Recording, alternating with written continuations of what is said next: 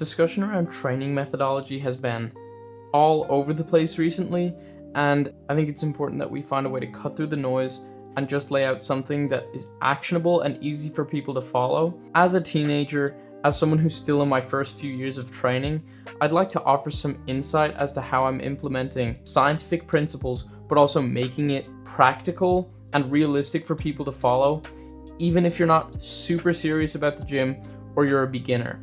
So I'm gonna go over my exercise selection, my volume, my training split, and my training philosophy.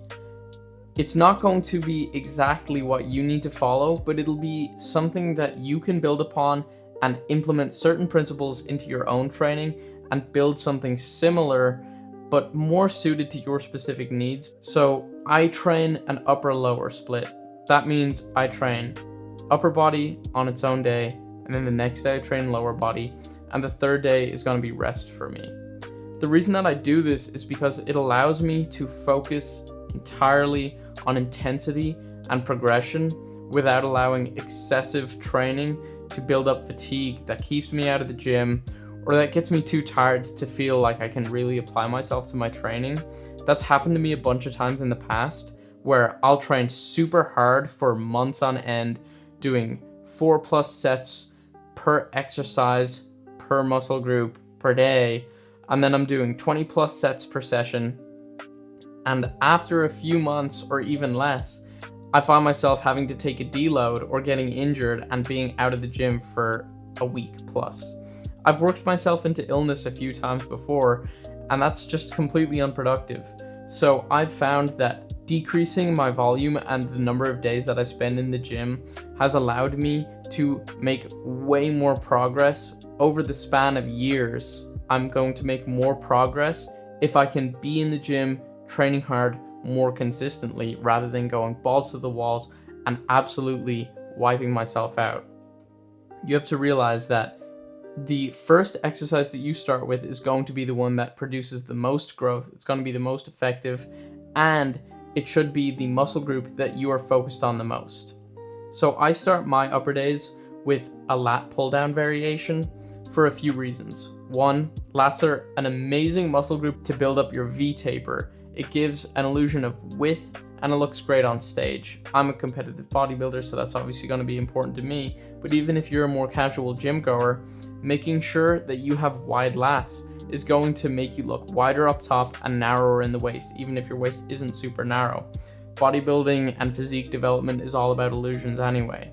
So I will do 2 sets of a lat pull down variation, any one that you please, it doesn't really matter. I did a regular cable lat pull down on this day, and I did 2 sets of between 6 and 10 reps. The most effective reps are going to be the ones at the end of your set where mechanical tension and modular recruitment is super high. This means the involuntary slowing of reps. That's what mechanical tension is. That's where muscle is built. So there's no need to do a bunch of additional reps to eventually get to that point. With my lats warm, it's going to allow me to be better at pressing because I have more blood in my lats. That means I'm going to be more stable. And so I move on to an incline chest press. This isn't what I do every upper day. I have 2 variants. So on my first upper day, I do an incline press. And on my second upper day, I will do either an incline or a flat fly-based movement.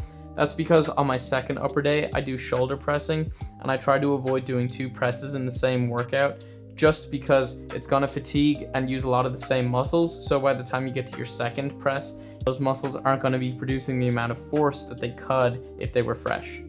So I did incline barbell bench press, but you can sub that for any incline press of your choice.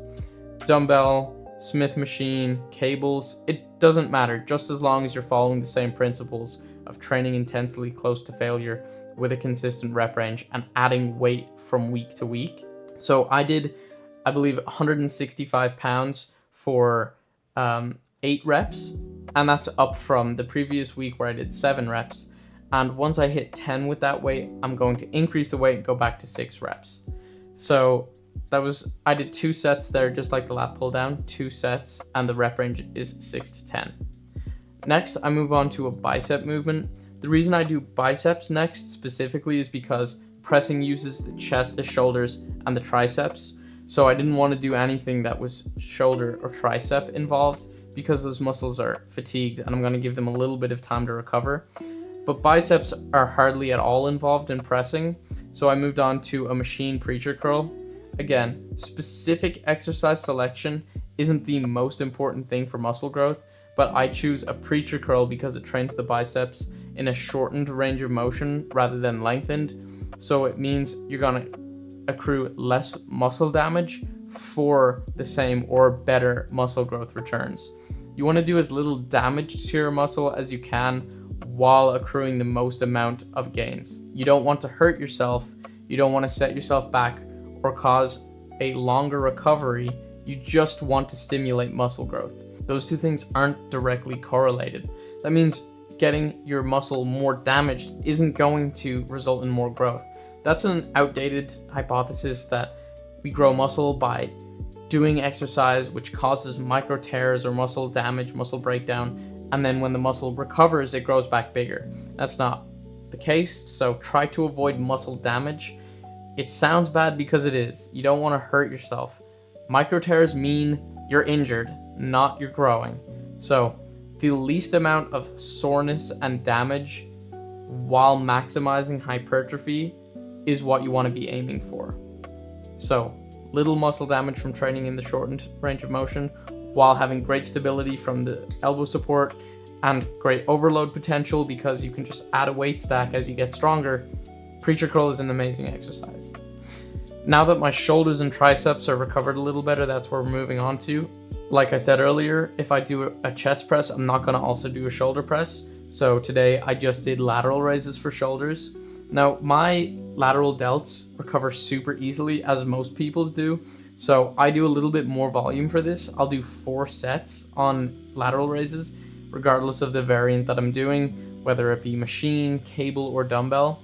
I will do 4 sets, and I do a rep range of between 4 and 8. I overshot the load a little bit on this day for my first set, so I had to reduce it a little bit. I wasn't going to even hit my target rep range, so that's okay. It happens from time to time. I did it again later in the workout. You're going to see it on a cable row. But with this, the primary focus is driving the hands out. I see a lot of people shrug on their lateral raises. When they're going out, they shrug their shoulders back, but that's going to involve the traps. The lateral delts connect from here to here. They just perform the function of lifting the arm out like this, not up. So a cue that I use is focus on driving your hands out to the walls, not up, but out. That's a cue that's helpful for me. Now I move on to a tricep exercise. I alternate between my upper A and upper B days between an overhead tricep exercise and a push down. So today I did overhead cable tricep extensions, and the stretch isn't the most important part of the range of motion for the triceps. They don't respond as well to stretch mediated hypertrophy, but still, I like training my triceps through a full range of motion because I've had tricep injuries in the past, and I want to make sure that my tendons are super resilient through the entire range of motion. So it's going to be, again, 2 sets, 6 to 10 reps. That's what I stick with for nearly everything. There are a couple of exceptions, but nothing is accepted to that on my upper day. This is the cable row I was talking about earlier. I really overshot the load initially, but that's not really a huge issue because I learned from that. You have to realize that in your training, not everything is going to be ideal all the time. So on this day, because I overshot the load initially, it meant that I lost out on a few reps most likely once I did decrease the load. But going forward, that's not going to happen again, and I will be doing better, more effective sets because I know what weight I need to start with.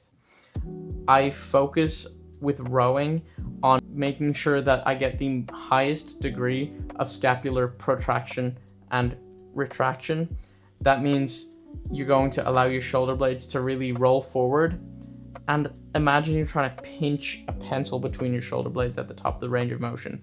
That's because when we're rowing, the primary directive is to grow the upper back, the traps, rhomboids, and teres, not so much the lats. That's where the pulling aspect comes in. With your arms, this is mostly lats, but the motion of this is upper back. So anything that involves pulling your humerus from out to closer to your body is going to be lats.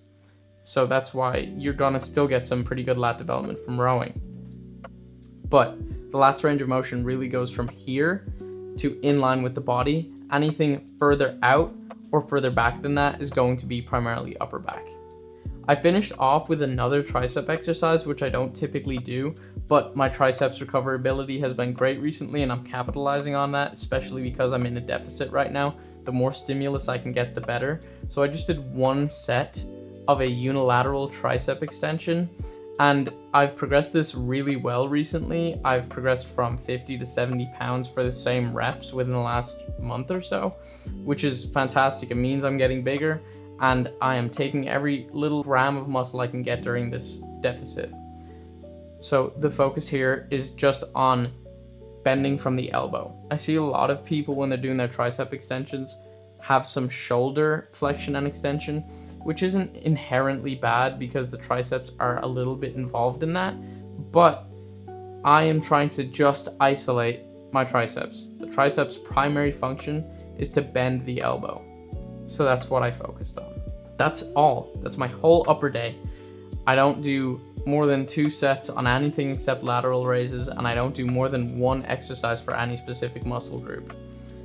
It's good to shake things up. It's good to find what works for you, but this is what I have found the most amount of growth with for the amount of fatigue.